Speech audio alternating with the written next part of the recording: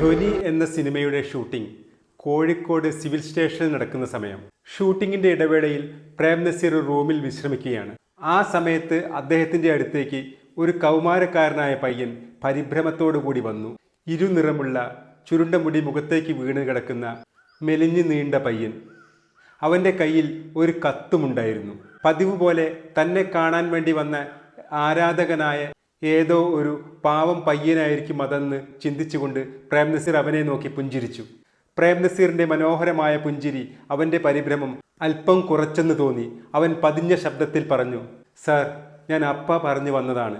അവൻ്റെ അപ്പ ആരാണെന്ന് ചിന്തിക്കുന്നതിനിടയിൽ അവൻ വീണ്ടും പറഞ്ഞു, "സാർ, ഞാൻ ശിവരാജിൻ്റെ മകനാണ്, ഗൂഡല്ലൂരിലുള്ള ശിവരാജൻ എന്ന് കേട്ടപ്പോൾ പ്രേം നസീറിന്റെ മുഖം പെട്ടെന്ന് സന്തോഷം കൊണ്ട് വിടർന്നു.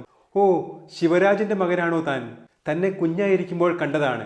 എത്ര പെട്ടെന്നാണ് നീ വലുതായത്." തൻ്റെ അടുത്ത ഒരു ബന്ധുവിൻ്റെ മകനോടെന്ന പോലെയാണ് പ്രേം നസീർ അവനോട് സംസാരിച്ചത്. "ശിവരാജൻ ഇപ്പോൾ എന്ത് ചെയ്യുന്നു? ബിസിനസ്സൊക്കെ നല്ല രീതിയിൽ പോകുന്നില്ലേ?" പ്രേം നസീർ ചോദിച്ചു. ആ പയ്യൻ ഒരു നിമിഷം മൗനമായി. പിന്നീട് വിഷമത്തോടുകൂടി പറഞ്ഞു, "സാർ, അപ്പം മരിച്ചുപോയി കഴിഞ്ഞ ആഴ്ച." പ്രേം നസീറിന്റെ മുഖം പെട്ടെന്ന് മ്ലാനമായി.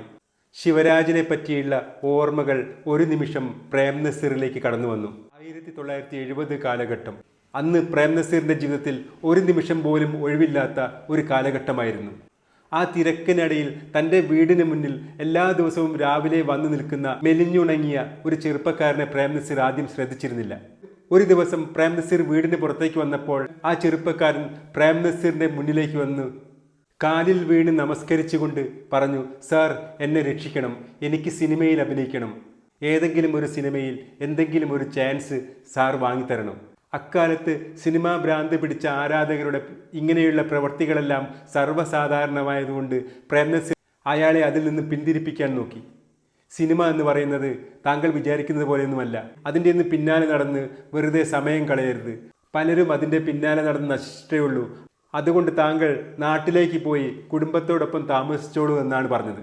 എന്നാൽ കാലിൽ വീണ ആ ചെറുപ്പക്കാരൻ ശിവരാജൻ അതുകൊണ്ടൊന്നും പിന്മാറാൻ തയ്യാറല്ലായിരുന്നു. തനിക്ക് നാട്ടിലേക്ക് പോവാൻ പറ്റില്ലെന്നും അതുകൊണ്ട് സാർ എന്തെങ്കിലും തരത്തിൽ തന്നെ സിനിമയിൽ അഭിനയിപ്പിക്കാൻ സഹായിക്കണമെന്നും ശിവരാജൻ പറഞ്ഞുകൊണ്ടേയിരുന്നു. ഒരു തരത്തിൽ ശിവരാജനെ സമാധാനിപ്പിച്ച് അന്ന് അദ്ദേഹം പറഞ്ഞയച്ചു. എന്നാൽ ശിവരാജൻ പിന്മാറാൻ തയ്യാറല്ലായിരുന്നു.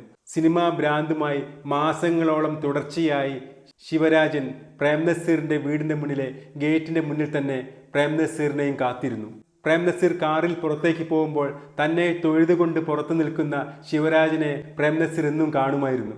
അവസാനം സിനിമ എന്നത് എല്ലാവർക്കും ചേർന്നതല്ലെന്നും അപൂർവ ഭാഗ്യമുണ്ടെങ്കിൽ മാത്രമേ അതിൽ രക്ഷപ്പെടുമെന്നും അതുകൊണ്ട് എന്തെങ്കിലും ഒരു തൊഴിൽ ചെയ്ത് ജീവിക്കണമെന്നും പ്രേം നസീർ അവനെ പറഞ്ഞ് ബോധ്യപ്പെടുത്തി.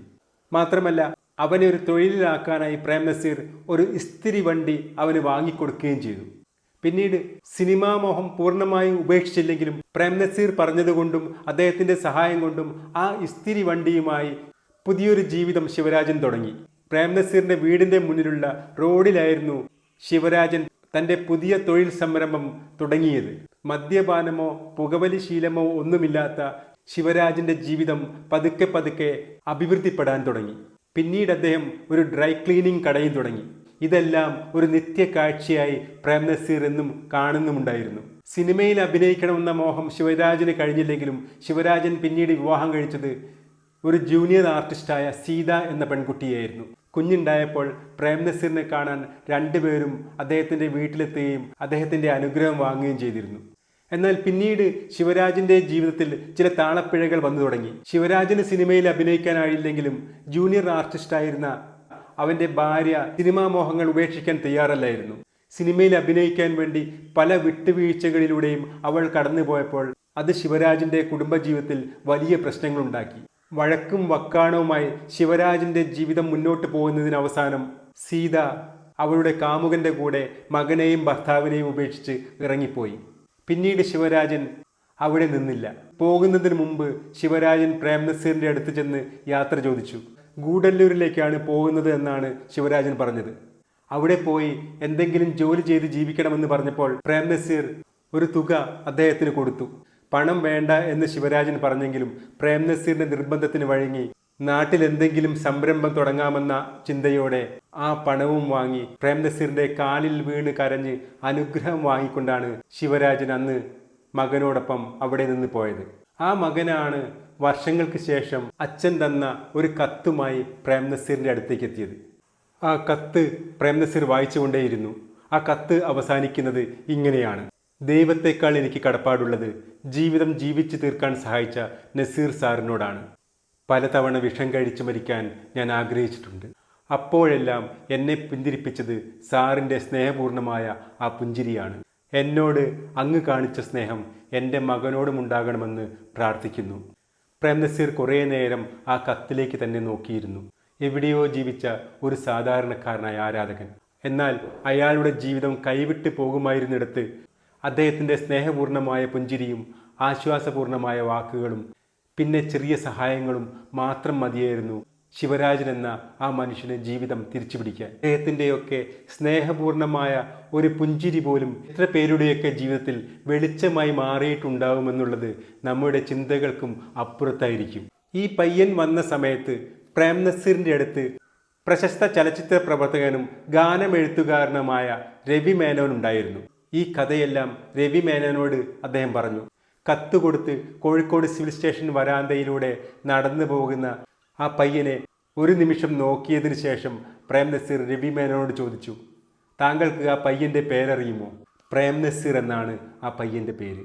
അവൻ്റെ അച്ഛൻ അവനിട്ട പേര്. പിന്നീട് ഒരു ആത്മഗതമെന്നോണം അദ്ദേഹം പറഞ്ഞു, ഈ പേര് കൊണ്ട് അവൻ്റെ ജീവിതത്തിന് എന്തെങ്കിലും ഗുണമുണ്ടാവുമോ ആവോ. ഈ വീഡിയോ ഇവിടെ അവസാനിക്കുന്നു. നിങ്ങളുടെ അഭിപ്രായങ്ങൾക്കായി കാത്തിരിക്കുന്നു. ഇഷ്ടപ്പെട്ടാൽ തീർച്ചയായും ലൈക്ക് ചെയ്യുക. നിങ്ങളുടെ ഓരോ ലൈക്കും ഈ വീഡിയോ മറ്റുള്ളവരിലേക്ക് എത്തിക്കുന്നതിനുള്ള യൂട്യൂബ് റെക്കമെൻഡേഷന് കാരണമാവും. കൂടാതെ ഇനിയും സബ്സ്ക്രൈബ് ചെയ്യാത്തവർ സബ്സ്ക്രൈബ് ചെയ്യണമെന്നും അഭ്യർത്ഥിക്കുന്നു. പുതിയൊരു വീഡിയോയുമായി വരുന്നവരെ എല്ലാവർക്കും സിനിമാ കമ്പത്തിൻ്റെ നമസ്കാരം.